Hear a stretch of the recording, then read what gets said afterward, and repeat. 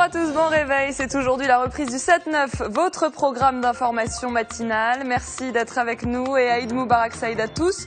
Nous serons ensemble pendant 2 heures. On commence par le journal. En voici les principaux titres. L'Aïd el-Fitr célébré dans le royaume. À cette occasion, le souverain accomplit hier la prière à la mosquée Al-Fès de Rabat. Les associations célébraient aussi la fin de ce mois sacré de Ramadan en menant des actions de solidarité. L'espoir de trêve à Gaza rapidement envolé, la violence a repris. Des bombardements israéliens ont fait ce matin 16 morts, des Palestiniens réfugiés dans une école de l'ONU à Jabalia. Et en Libye, c'est toujours l'anarchie. La principale base militaire de Benghazi est tombée hier aux mains de groupes islamistes. On dénombre 60 morts dans les violences en quelques jours. La France se prépare à évacuer ses ressortissants.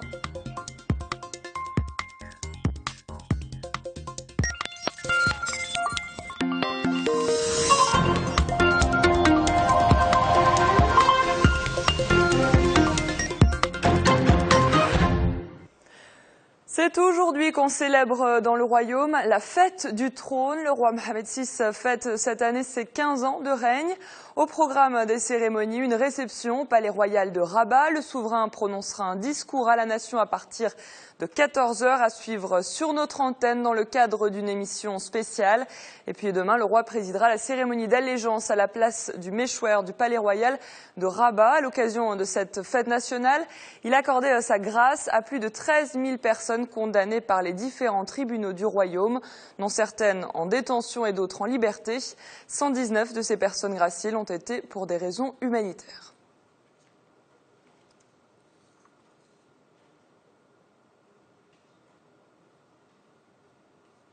Et cette année, la fête du trône coïncide avec l'Aïd el-Fitr. Pour célébrer la fin de ce mois sacré de Ramadan, le roi accomplit hier la prière à la mosquée Al-Fès de Rabat, accompagné du prince héritier Moulay Al-Hassan, de Moulay Rachid et de Moulay Ismaël. De nombreux citoyens sont venus acclamer le souverain place du méchouer. Il a par ailleurs été salué par les chefs des missions diplomatiques des pays islamiques accrédités au Maroc. Enfin, le roi a reçu les vœux notamment des membres du gouvernement ou encore des présidents des instances constitutionnelles. Et l'Aïd el-Fitr, deuxième fête religieuse de l'islam, est l'occasion de dresser un bilan des bonnes actions accomplies et de penser aux catégories sociales les plus défavorisées. L'association Aspiration des jeunes du Maroc a montré l'exemple. C'était hier matin. De jeunes bénévoles ont partagé le petit déjeuner de l'Aïd avec des personnes âgées à Mohammedia. Manal El-Ardari. Un jour spécial pour les pensionnaires du centre social des personnes âgées de Mohammedia. Un petit déjeuner de l'Aïd au bon goût de la solidarité. De jeunes Marocains ont voulu répandre la joie parmi ces gens démunis. Des hommes et femmes privés de la chaleur familiale ont ainsi retrouvé le sourire. Cette initiative louable nous rappelle les liens forts qui unissent les différentes catégories sociales du Maroc. C'est le jour de l'Aïd. Le jour des visites familiales et de la solidarité. D'abord, ces personnes âgées constituent notre famille et puis nous saisissons cette occasion pour transmettre un message aux associations. Il est impératif de préserver nos valeurs sociales. Cette action a permis aux membres de la JM et aux pensionnaires de profiter d'un moment de convivialité, un moment de joie partagé également par les responsables du centre social. Nous déployons tous nos efforts pour offrir une ambiance familiale aux pensionnaires. L'Aïd est un grand jour. Nous tenons à organiser un bon petit déjeuner. Comme vous l'avez remarqué, les Marocains sont généreux, ils étaient nombreux à venir. Réchauffer le cœur de ces personnes âgées, c'est l'objectif de l'association Aspiration des jeunes du Maroc. Une initiative aussi simple a fait le bonheur d'une vingtaine de pensionnaires. Je suis très heureux aujourd'hui. Dieu seul est capable de récompenser ces jeunes. J'ai pensé à ma famille, à mes frères et sœurs. Mais ces gens-là sont mes vrais proches. Les bénévoles de l'AJM ont également offert des cadeaux en fin de matinée. Le message est clair, de petits gestes font la différence, peu importe leur valeur matérielle. Un mot d'économie à présent avec cette décision du conseil d'administration du FMI. Le Fonds monétaire international a approuvé hier une seconde ligne de précaution et de liquidité au profit du Maroc d'environ 5 milliards de dollars pour les 2 ans à venir. 4 milliards et demi sont mobilisables dès la première année. Selon le FMI, le nouvel arrangement permettra au Maroc de poursuivre l'agenda des réformes afin de réaliser une croissance inclusive et rapide tout en se protégeant contre les chocs extérieurs. On quitte le Maroc, direction Gaza où l'espoir de trêve s'est rapidement volatilisé malgré les intentions affichées. Les bombardements israéliens continuent. Ce matin, ils ont fait encore 16 morts. Des Palestiniens qui s'étaient réfugiés dans une école de l'ONU à Jabalia. 2 salles de classe ont été touchées de plein fouet par des obus de chars israéliens. Hier, plus de 100 corps ont été amenés dans les différentes morgues de Gaza. On dénombre au total 1240 Palestiniens tués depuis le début de l'opération israélienne le 8 juillet dernier.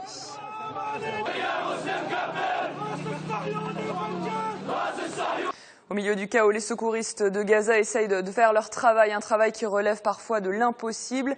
Les docteurs font face à de terribles situations. Ils ont récemment sauvé un bébé, la petite Sheima, qu'ils ont sortie du ventre de sa mère, décédée 1 heure plus tôt après avoir été ensevelie sous sa maison.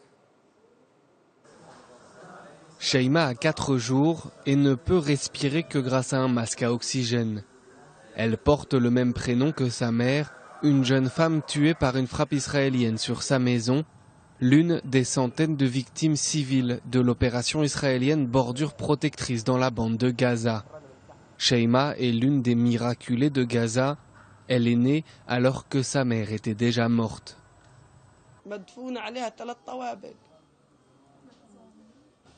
fille a été enterrée sous 3 étages. Elle a passé 1 heure et demie sous les décombres. Qu'a-t-elle fait de mal? Elle avait 23 ans et était mariée depuis 1 an et 1 mois. Qu'a-t-elle donc fait de mal? À son arrivée à l'hôpital, les médecins constatent le décès de la jeune femme. Mais ils remarquent que son ventre bouge encore. Pendant que les médecins essayaient de la ranimer, ils ont remarqué que cette jeune fille était enceinte, environ au 9e mois, d'après la forme de son ventre. Ils ont remarqué un mouvement de fœtus dans le ventre de la mère. Ils ont appelé les sages-femmes et décidé de procéder à l'accouchement immédiat par césarienne. Et ils ont sorti le bébé.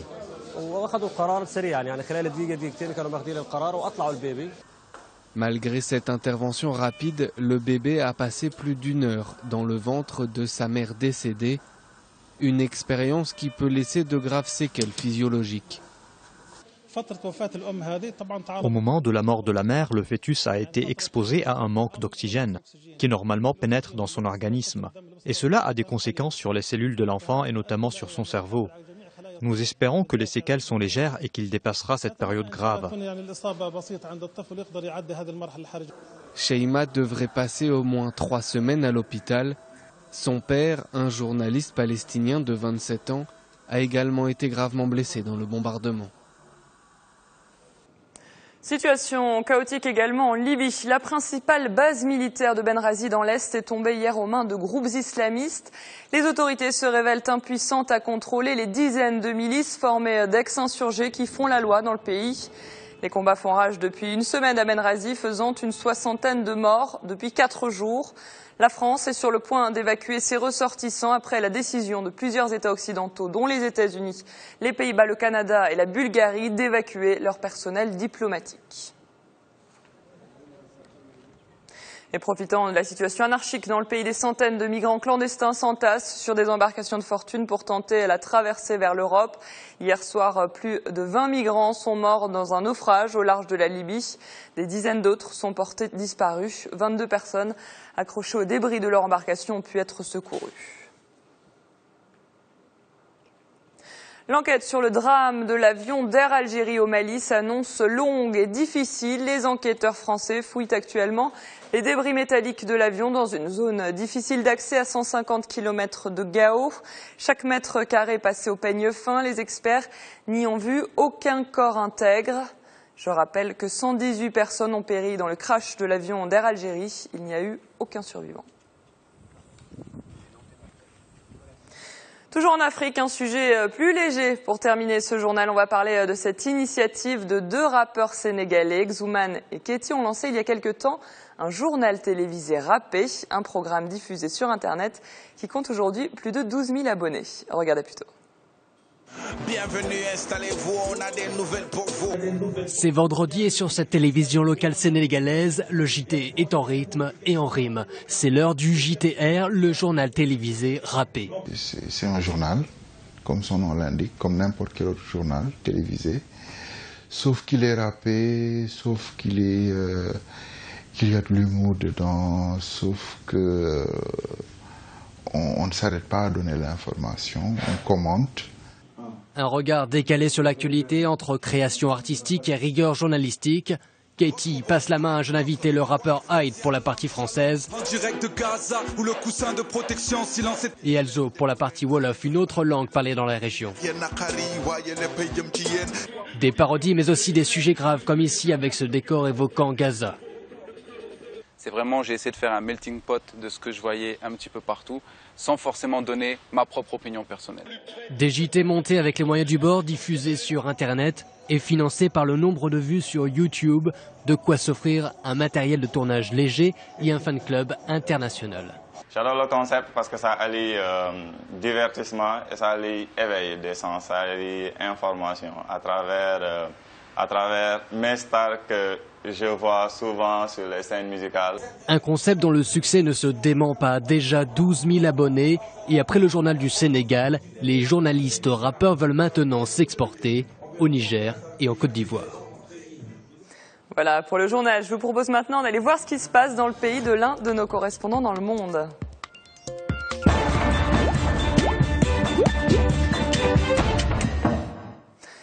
En direct de Ramallah en Cisjordanie, nous retrouvons ce matin Nicolas Roper. Nicolas, bonjour. Bonjour Alison. Alors on va parler avec vous des événements dans la bande de Gaza. Vous revenez tout juste d'un voyage là-bas. On le disait dans le journal, l'enclave palestinienne a entamé sa 4e semaine sous les bombes israéliennes. Oui, et là-bas c'est un désastre, vous pouvez l'imaginer.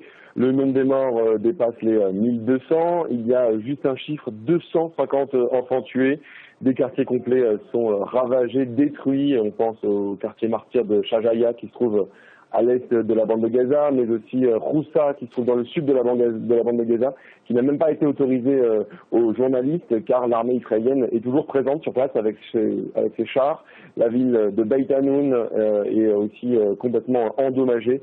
Il ne reste vraiment plus rien de tout l'est de la bande de Gaza, toutes les parties en fait qui sont frontalières avec Israël, où les chars ont pénétré, où l'artillerie continue de frapper, et la résistance des combattants palestiniennes se déroule aussi ici. Les combats sont intenses, sont rudes, et la situation humanitaire est dramatique, je vous le disais.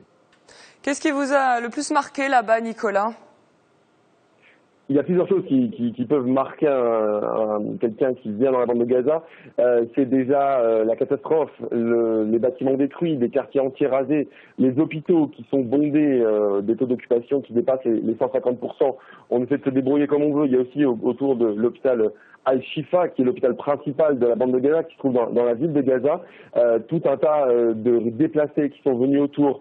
Leur maison a été détruite ou alors l'armée israélienne leur a demandé de quitter simplement leur maison et ils sont venus se réfugier autour de cet hôpital. C'est le dernier havre de paix car on en parlait encore ce matin, les écoles de l'UNRWA, l'agence des Nations Unies en Palestine, sont aussi attaquées. Il y a eu plusieurs frappes, il y a eu des dizaines de morts dans certaines de ces écoles, des attaques qui ont été dénoncées par l'agence des Nations Unies. Mais ce qui marque aussi, c'est la solidarité des Gazaouis. Ils restent forts, ils soutiennent toujours la stratégie militaire du Hamas et des forces combattantes. Ils veulent des avancées, ils ne peuvent plus supporter ce blocus qui dure depuis 7 ans. Et maintenant, tout le monde attend un résultat et ensuite la fin de la guerre. Quels sont les espoirs, Nicolas, d'un cessez-le-feu? On entend beaucoup parler de médiations internationales, mais aucune n'a abouti pour le moment. Non, beaucoup d'échecs jusqu'à maintenant. John Kerry, le secrétaire d'État américain, est venu dans la région plusieurs fois. Il a rencontré les différents acteurs, mais il n'en a sorti qu'une petite trêve qui n'a même pas duré 24 heures. Ça a été la seule chose qu'il a réussi à sortir.